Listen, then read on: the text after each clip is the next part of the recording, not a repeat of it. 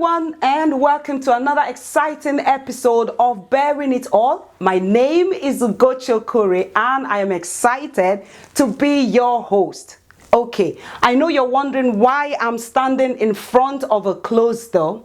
So my guest today, he's my friend and my brother. He's an amazing father. He loves music. He loves football. He's an engineer, and he loves art. You want to see my guest? Come with me. Let's see my guest. Hello. Hi, Ugochi. Hi, Okaga. Welcome to my studio. Please come on in. Thank you. This is amazing, guys. See all of this? This is amazing. This is amazing. Thank you.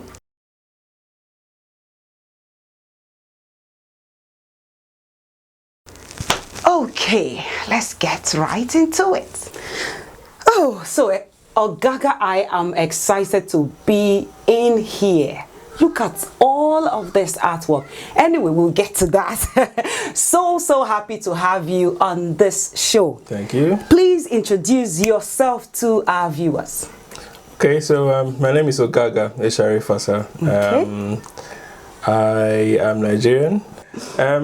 Yeah, I am a follower of Jesus. That's one way I like to describe myself. A follower of Jesus, one who likes to follow Jesus. I love life. I'm married. I've got 2 children. Good. I am from a family of 4 siblings, 5 children. Okay. I'm the middleman. I've got an elder brother, an elder sister, a younger brother, and a younger sister. So you can imagine I've learned a lot of diplomacy in my life.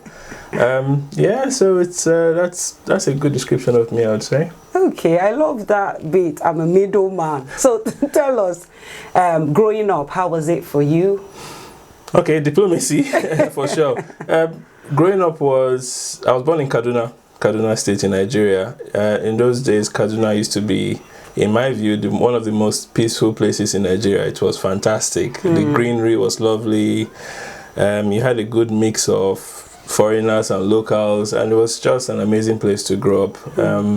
My dad's a chartered accountant at the time. He worked for the Nigerian telecommunications company at the time.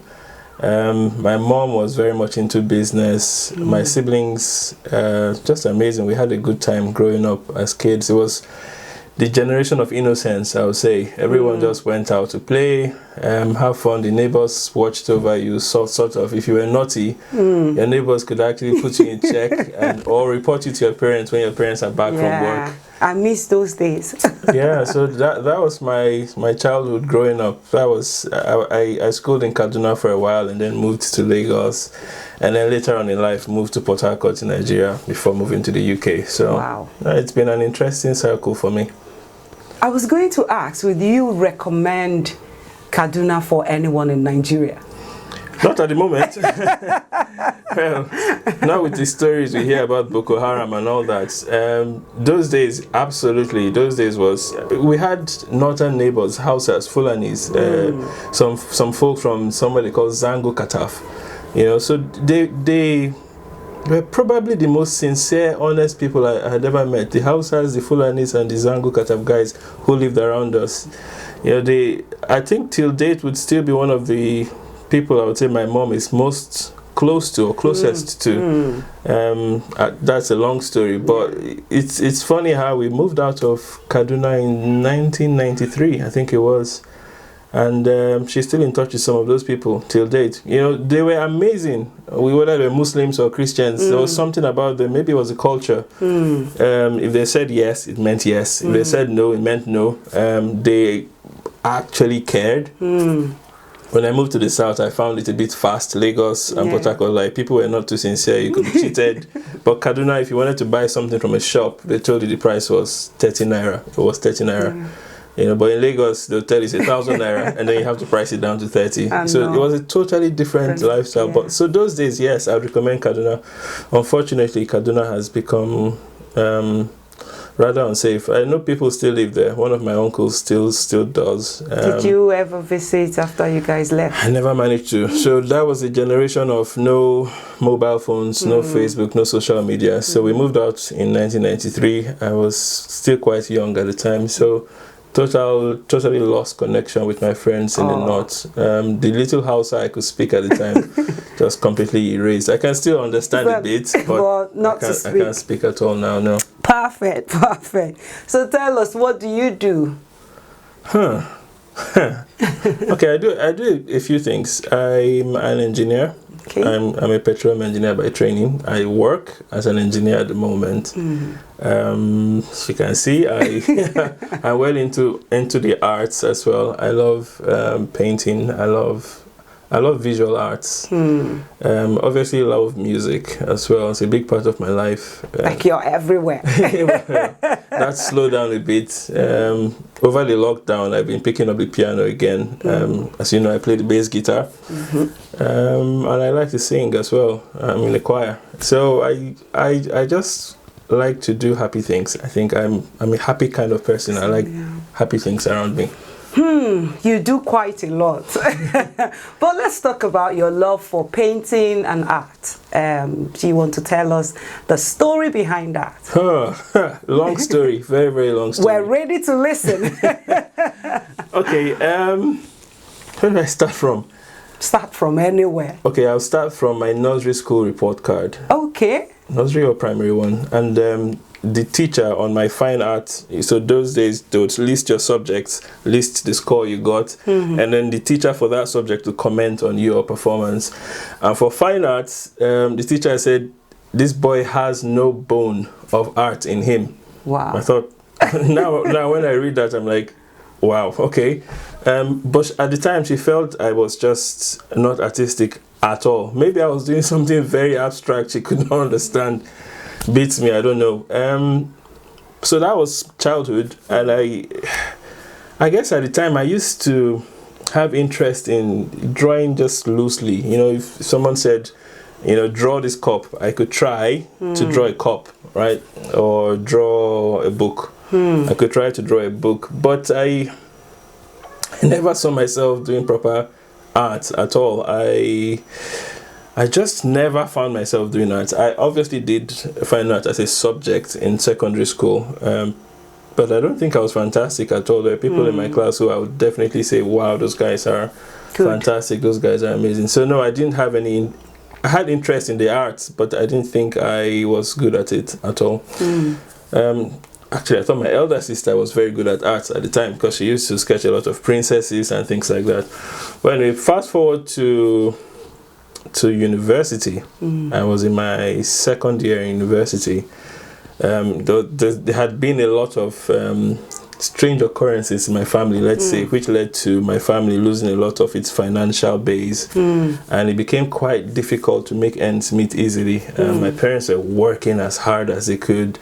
You know, life was tough, was pretty tough at the time, you know, and there were days, 5 of you? There was 5 of us in school, all at the same time. We were all in the university at the same time, and it's not like the UK or Scotland where you could get a student loan or it's free in some cases depending on, I don't know. My dad had to pay for 5 children in school at the same time. At that time, he had lost his job. My mom's business had gotten burnt. Balogun Market in Lagos, for those people who know Balogun Market, she had 2 shops or 3 shops in the market, which was doing really well. And they all got burnt down in one night. Wow. You know, so this was a very strange period in our lives. We had grown up being very dependent on our parents being the primary providers. And then suddenly, dad's job gone, mom's business is burnt, absolutely no source of income for the family, and my parents had to find other ways of trying to make money. I could see them push and work and sweat and worry and pray and everything. I could see all of that happening. But for me, I think God used that to catch my attention, because I had never thought about providing for myself. At least I don't think I had up to that point. But I started praying that, you know, I want a means of being able to provide for myself and not have to allow my parents go through the stress I was seeing them go through. You know, and I had my younger sister in my school as well, University of Port Harcourt, and I could see the stress in the differences between how well provided for she was compared to her friends. And I know for girls at that age can be quite stressful. So I just wanted to be able to stand in the gap, and that was my prayer. I just wanted a way of making some money for myself in school and not have to call home all the time for money. And the first idea I had was to start buying shirts, male shirts from the city, Lagos, and sell them in school in Port Harcourt. That was an idea I had because that was my travel route every time I went back home or come back to school. But I knew that people like to owe. Yeah. People buy stuff from me and not pay, and I just don't know how to fight people. I know that story. I'm so familiar with it. Yeah, I don't like to fight people for money. So I wanted to do something else, and I kept praying about it. And I remember the money I had in my account, home and abroad, as we say, at that time was 2,000 naira. At that time, that would have been the equivalent of 10 pounds. That's all I had. Like when that 2,000 naira was done, I had to call home for money. But after praying, I felt God tell me to go buy oil paint and a brush and a set of pencils. I think everything costed almost 2,000 naira. So it was a bit of a leap into the dark, you know, without being everything that you had at the time. Yes, I had never done anything like that before. Like, how do you just suddenly spend your last cash into buying paint and you've never painted before? But that's what I did, and I got back home that day to my room in school, picked up the pictures of one of my roommates at the time and tried to just do a sketch of his face to see what I could do. Do you still have that? I do, I think I have that. It's somewhere in my dad's house in Nigeria now. I don't have it here. I should actually try to get those. It makes for good documenting. Yeah. So I picked up my roommate's picture and tried to sketch it, and he laughed and laughed because to him it was so bad. It was like a caricature of him. But for me, I could see some resemblance. You know, I felt this is not that bad. Why are you laughing so much? But he couldn't stop laughing, and I just felt this thing looks a bit like this guy. I think there's something here. You know, and I picked up, and there was 4 people in my room. I picked up the next person's picture, and I tried to sketch it, and it was 10 times better than the last one. I thought, oh, okay. And then I picked up the third person, and it was 10 times better than the last one, and I just found that actually, the more I drew, there was some sort of exponential improvement every time. And so this is something I tell people that they think I'm just trying to sound spiritual or sound Christian. But when I'm drawing, I actually feel like I'm hearing something. The voice of the Holy Spirit telling me what to do. So when I started painting, I'll look at a face and you're seeing brown on my face. But I could hear a voice saying, actually add some purple there. You wouldn't expect purple on a face, or add some blue there, or add some red. You know, I believe it's the voice of God teaching me. So that's how I started, and I started doing that. And before you knew what was happening, the paint I bought, I made a first portrait of someone. I still have that portrait. It's up on my Instagram page. And it was identical to the person. So this was within weeks of starting to draw. And I know that when I was making that painting, I have no doubt I was hearing the Holy Spirit telling me what colors to mix. So yeah, that's how I found myself stepping into art. And since then, it's been an interesting journey, as you can imagine. Did you not think for a second, I have 2,000 naira and I'm hearing in my head to go and buy paint and brushes and whatever you needed to buy to start painting something you haven't done before? Please be honest. What was the first thing that came to your mind when you heard that? I know that you still went ahead to, buy those things, but you had only 2,000 naira everywhere. You were not even sure if you called home if money was going to come. Be honest. What was in your mind? Well, I wish my memory was as good. I can't say for sure that I know exactly what my thoughts were at the time. But I'm still me. Thinking back, if I put myself back in that position, I know exactly how I'd feel. This is my last pocket money, as it were. I've got a younger sister to take care of. Does it make sense to throw this into buying paint in the guise that you heard a voice in your head? It sounds and looks very foolish. So logically speaking, yeah, that's not something I would have done. And I tend to be a very logical type of person, hence being an engineer. It's certainly not what I would have done on my own, especially in the condition I found myself, because there was needs. There was I had to buy books. I had to I had to eat. If you know how Nigerian schools work, you have to buy the lecturers' handouts, as we call them, handouts, which is just the lecturer's textbook. For your UK audience who will not understand that, you had to buy the lecturer's handout. You had to feed. There's quite a few things, and then to take that amount of money in that condition to spend on buying paint, and you've never painted before. Yes, it looked quite foolish, and a lot of my roommates did not understand, and obviously they did not know that was the last money I had. They probably assumed I had more, but that was it. And yeah, here we are.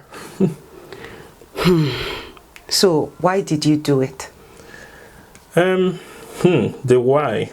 There's two answers to that for me. I did it because God told me to. So there's the obedience part. I've come to know Jesus since 1995, and from then until now, over that period of time, I've had periods of obeying God and seeing what happened, and I've also had periods of disobeying God's voice. Maybe because I'm not sure God is talking, or I don't like what this sounds like, can't be God. I've had the times of disobeying God, and I also know what happens when you disobey God. You lose in an interesting way, and it's almost like a loving father trying to tell you to move in the right path, and you disobey. You move in the wrong path and you bear the consequences. He still loves you, but you bear the consequences. Conversely, when you obey him, somehow you just walk into the kind of blessing you could never have imagined, let's just say. So that's the first reason why I did it. I did it because I believed absolutely that God told me to do it. And obviously the second reason was I was trying to provide for myself and my younger sister. So that financial requirement was such a big push for me at the time, because I was just desperate to make ends meet and just be a bit more comfortable in school. So would you say it has been a blessing in disguise? Absolutely. I find my art to be quite relaxing.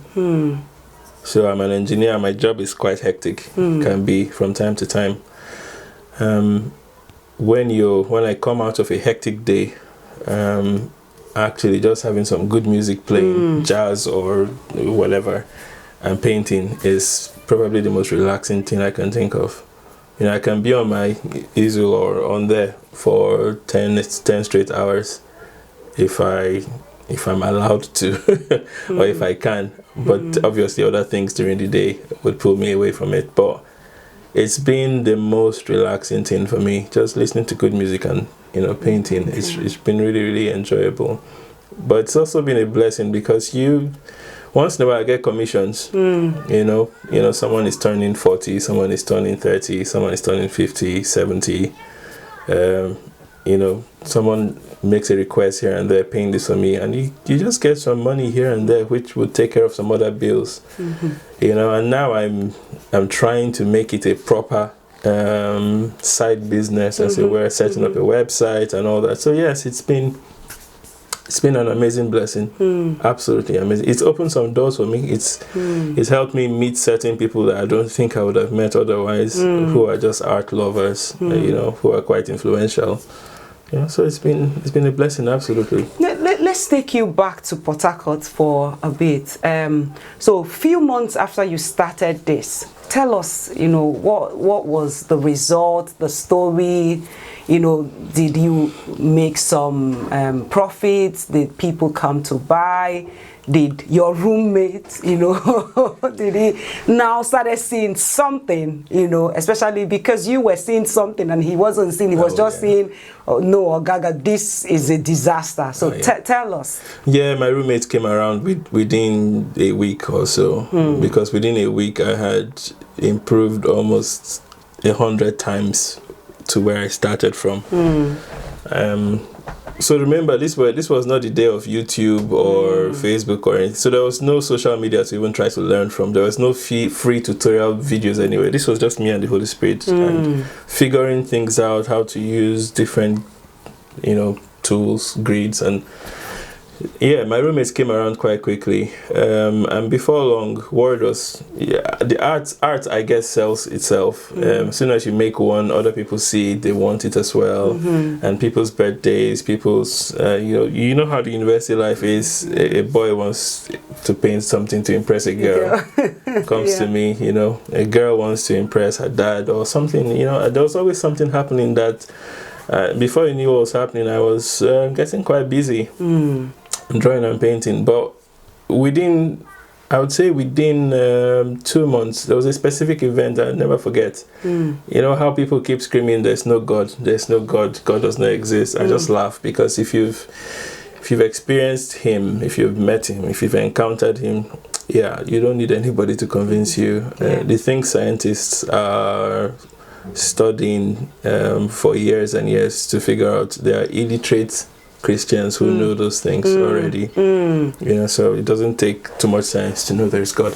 But anyway, something happened. It was the beginning of a new session, and my parents were pulling hard to try to get school fees for all 5 of us that year. And I had to stay home a bit longer because the money was just not forthcoming. I think, or maybe there was some money expected or something like that.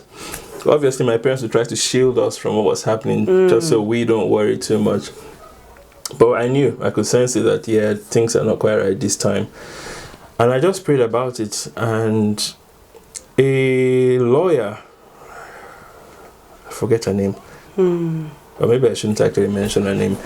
A lawyer asked me to make a portrait for her, and she gave me a black and white passport photograph, a very tiny picture, and she wanted me to make a big painting of it. It was black and white, and she wanted me to make it colored. I thought, wow, this is it's a bit of a challenge for a starter like myself, and I just took it on and asked God for help, and I started drawing, and I managed to blow it up, get it colored, make her look exactly the way she wanted. And when I finally gave it to her, she rejected it. Wow. I thought, oh wow, I've spent hours and hours on this thing. I need the money for this school fees, and I think it was 2,000 naira I charged her at the time, which is very, very small amount of money now. But then it was a lot of money. And she wanted me to correct the shape of the nose. She didn't like the shape of the eyes. She was just complaining. And I thought, what's wrong with this woman? Just give me my money. Just give me my money. And I'll go back, correct it, take it back to her. She rejects it again. She wants the hair changed. She wants, it looks a bit older than me. She was already in her 50s, I think, but the passport was from when she was in her 20s. And I just kept wondering, why all this drama? Just give me my money. But something then happened. I finally got it to her. She liked the final version, paid for it, and I thought that was the end of the story. And I went away with the 2,000 naira. But my school fees at the time was much more than that, so there's still a big gap to fill. And next thing, she called me the next day that I should meet her up somewhere in Victoria Island in Lagos. And she said she wanted me to meet a friend of hers. And this woman told me she owned a shop in one of the shopping malls in Victoria Island at the time. So yeah, she was quite wealthy. She told me I just lost my husband last week. Wow. And in order to more or less tell the devil that you have not won over me, rather than being worried about finances, I'm going to look for somebody who is in need and be a blessing to the person. And she said God told her to pay the school fees of the person that made that painting. Wow. Right? So she'd never met me anywhere, and she had no idea I needed school fees. Wow. And she just called me, signed a check, got her driver to drive me to the bank, cashed it, and the next day I was off to Port Harcourt to school. Wow. So Wow. if you say there's no God, you have to explain to me how she knew that. You have to explain to me how she knew that the artist who made that portrait she was looking at needed school fees. You know, so no matter, when I'm struggling in my current day with things, and I just remember what God did for me at that time, and I can't stop loving God. No, you can't. Yeah. You can't.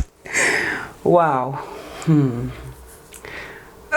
I'm not taking you back to Port Harcourt, but I really want to know. You know, you started this because you wanted to do something. You didn't want to just sit down there and, you know, let your parents, you know, run around for, you know, school fees and feeding money and all of that. And you made mention of something. Your sister, you didn't want her to be left out, or, you know, I know how it can be, you know. Did you meet some of those needs? Definitely exceeded it. So I'll tell you why or what happened. It didn't happen overnight. There were struggles. There was times. There were other artists in school. There were people who were actually studying visual arts in school, properly being taught in school in a university, and obviously those guys were also into, you know, doing business and painting around. And you would assume an art student should be able to produce a better portrait than an engineering student. So it was not a piece of cake. It was not just a walk in the park. I had to market myself. If you know me, I would say I'm partially an introvert. In-house, I can be an extrovert at home, but outside of my home, I'm an introvert. So marketing myself was not easy.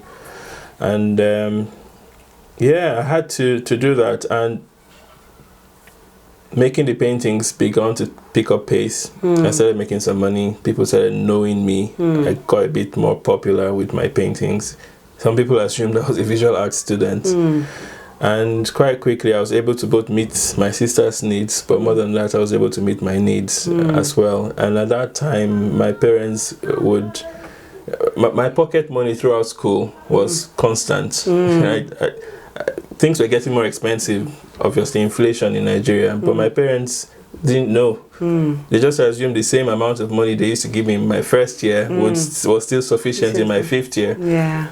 But they did not realize actually I was covering and filling a lot of those gaps for myself and for my younger sister. So God was very gracious to me and favored me a lot, because there's a few friends who just found me to be the exact person I wanted to work with. They would they came to me to make a portrait of them, their uncles, their aunts, dad, mom, grandfather, you know, and just from one family I was making enough money for a whole session to keep me for a session. You know, so God blessed me absolutely through the paintings. Wow. So if you were going to choose, I know you are an engineer, if you were going to choose between painting and doing your professional work, what will it be? That's a very tough question. I know, take your time. You don't have to choose, but if you were ever going to choose. Oh, man. So as you know, I love engineering. As I said, I'm a very logical person. Yes, I'm a creative person as well, but I think I'm equally logical. I don't want to talk about my engineering half, but I love maths. I love maths a lot. I love physics a lot. I love engineering a lot. I love petroleum engineering a lot. And I find a lot of fulfillment practicing it. So I definitely wouldn't say, if I had to live my life again, would I study engineering? I think I will again. I don't feel, I know this is not the answer you're looking for, but I don't feel there has to be a choice between arts and, it's almost like asking me between driving and engineering, which would you prefer? You know, I'm an engineer, but I drive as well. You know, so yes, I'm an engineer, but I like. So you would love to do the both? Absolutely, I would I don't even think it's something I would retire into. I think it's something I would just continue to do for the rest of my life on the side. If the society was more, what's the word? More standard, then yes, I'll do it 50-50. But at the moment, I think I'm doing it 80-20 or 70-30, something like that. Okay. So weekends and evenings when I'm done from work, I can do some painting and So I'm able to do that. Now I'm setting up at my website. A lot of my paintings will be going up for sale and things like that. So I'm also learning the business of art, not just painting itself, but the business side of things, just to make it a little bit more valuable. So no, I'm equally an engineer and an artist. I don't think I'll choose one over the other. Perfect. Okay, so I have this question for you. Get ready. So with art and painting, have there been any challenges or struggles with regards to time or dealing with clients, dealing with people? We all know that it's always hard to deal with people. Drink, because I can't wait to hear this one. Just like with every business, it can be quite difficult dealing with customers. But I really can't complain. Customers have been quite good with me. Satisfaction, I guess, is what determines how a customer responds to you. I mentioned earlier the lawyer who I made a portrait of her, and she complained and kept sending me back and forth for days, if not weeks. I can't quite remember. But I think if a customer is absolutely satisfied, they respond very well to you. Yes, there are customers who would say, oh, I'm going to pay, I don't know, let's say £500 for this painting. And then after you're done with the painting, they say, actually, I just have only £300. You know, what do you do? You know, so those are some of the learnings for me. Some people are so excited to get a painting, but then they're not quite willing to pay the value for the painting. I've seen paintings online that are, I think, not as good as mine, but they charge way more than I do. Maybe because they have a wider reach, a bigger audience. I'm not quite there yet. But then you find people still complain about the price.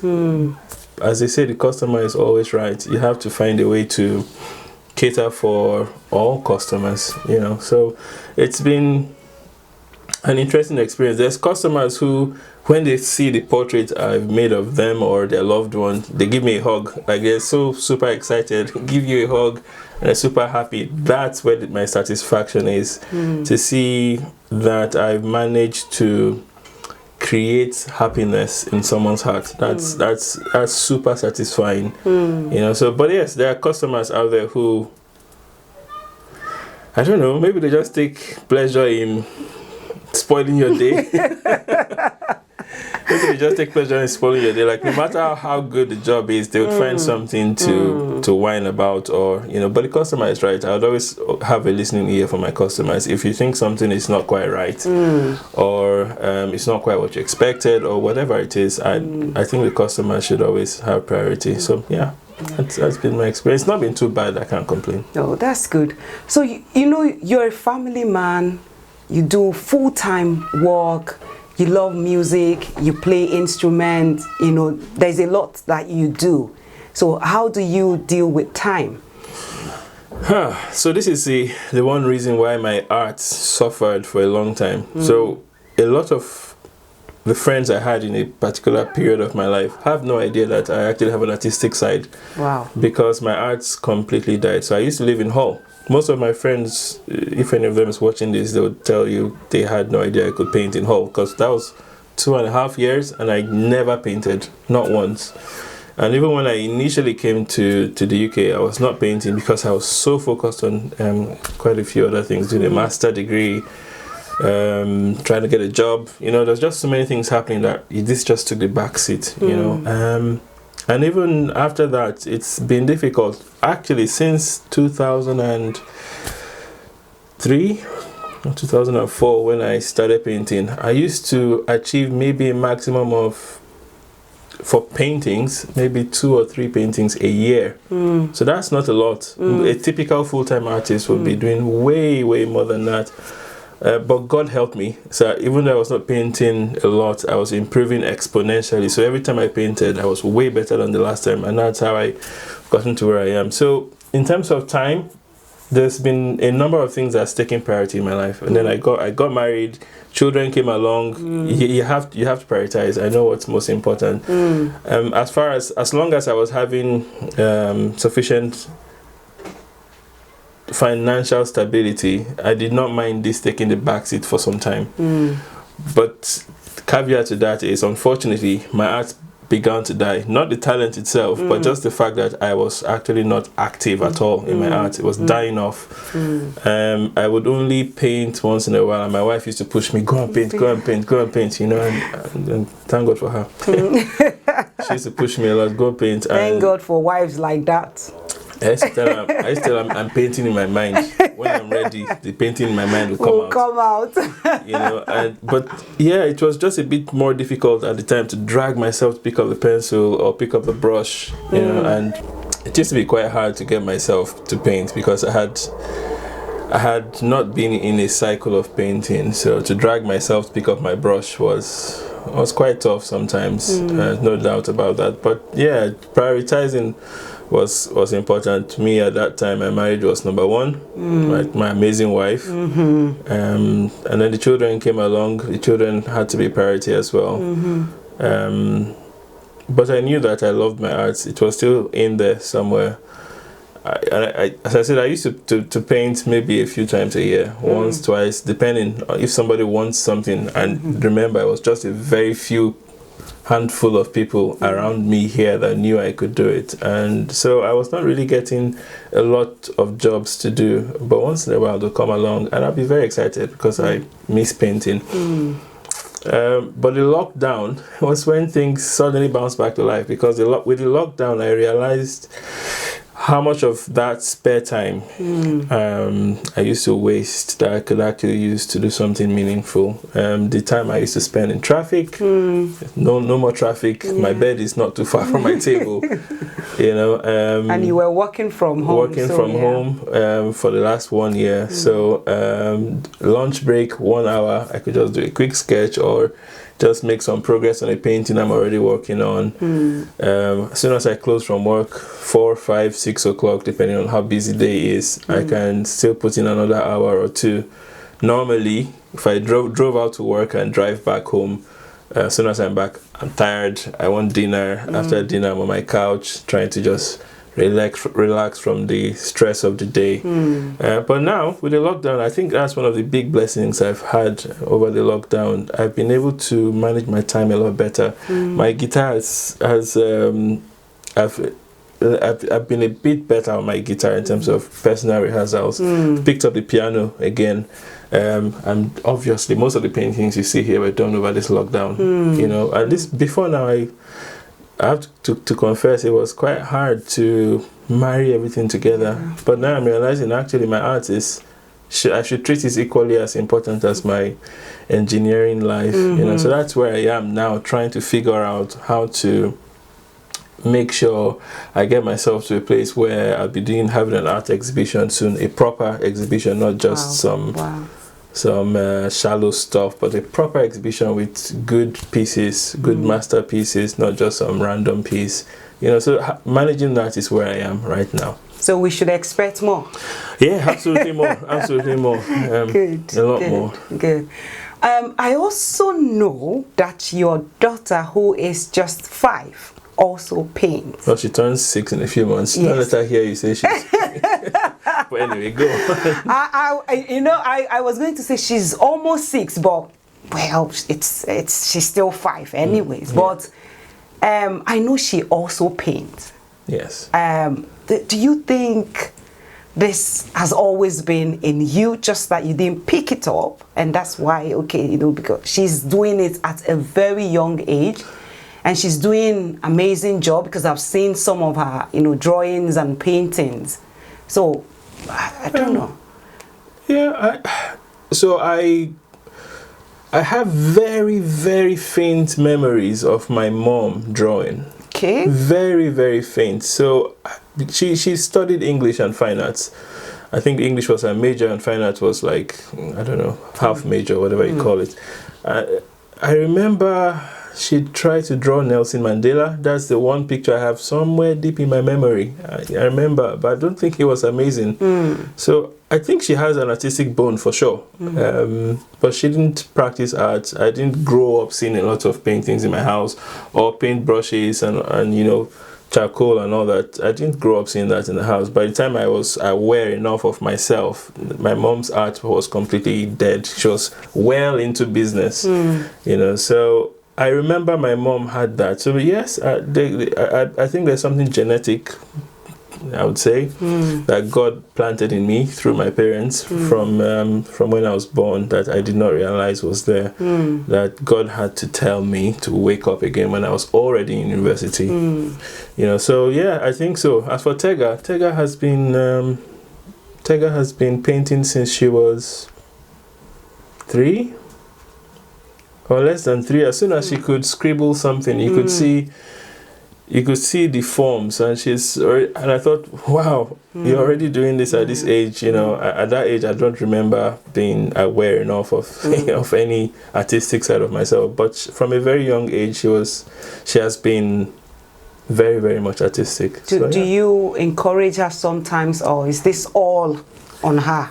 Do you? Oh no. I try my best to encourage her as much as I can, but I don't try to make her feel this is the only thing you can do, because one of the things I feel that one of the mistakes I feel people can make is you identify a talent early in your life and you assume you can't do any other thing other than that one talent. You know, so my approach has been to encourage her to grow that talent, feed the talent as much as you can, but also challenge yourself in other areas, push other areas of your life. So I teach her a lot of maths. I love maths. Her mom is an amazing writer, right? Amazing writer, and she's also been helped in that direction as well. Just test yourself in multiple areas, like things, yeah. You know. So that's been our approach to her. Okay, I know you can't wait to be let off the hook. I'm actually enjoying this. Okay, good. So if you were going to encourage someone, anyone, especially a child, you know, that you think, okay, there's something, you know, especially with art, you know, painting and whatever it is, what would you say to that person? Okay. I've done a lot of encouragement from my engineering side. I don't think I've ever done this from my artistic side. I would say, you know, people always say believe in yourself, and it's good advice. Believe in yourself because God has put a lot in you. But I would say believe in God's help. Right? Let me move into football. It's one of the things I love and do as well. I know you do a lot. So Lionel Messi is, to me, best footballer in the world. All you Cristiano Ronaldo fans, chill. Lionel Messi is the best footballer in the world. But I bet you there's people around the globe as good as he is, who have a talent as good as he has. But somehow, happenstance, circumstance, whatever you want to call it, effort, favor, whatever, has lined up for him to have been able to come out and get a lot of progress to the point he is. So I believe talent is great, but you need much more than talent. I believe you need God's help. So I could have actually, I thinking back to my past, I can see how my life could have just gone on and I leave this world without ever knowing that I could do this. I can see that clearly. I could have just, maybe my dad never lost his job, mom's business was fine. I could have just gone through school with ease, no financial difficulties. I would never have thought about doing this at all. You know, so if I was to encourage someone, yes, believe in yourself, but believe in the help of God. If God helps someone, Psalm 65 is one of my favorite chapters in the Bible, because that's one of the chapters God used to speak to me at that phase of my life. Blessed is the one who you have called to walk before you in your courts. If God favors you to come before him, you're made. You know, so no matter how talented you are, if you don't have, you know, the opportunities and the right exposures and, you know, just help, you know, your mind needs to even think about it for you to do it, you know. And I believe sometimes God can drop ideas in your mind. My inspiration for a lot of my paintings is just from God. When I started, most of my paintings were imaginary. Like that one there is just an imaginary painting, an idea from God. So yes, believe in yourself. Work as hard as you can. Learn as much as you can. Be humble enough to learn. But believe in the help of God. God can help you.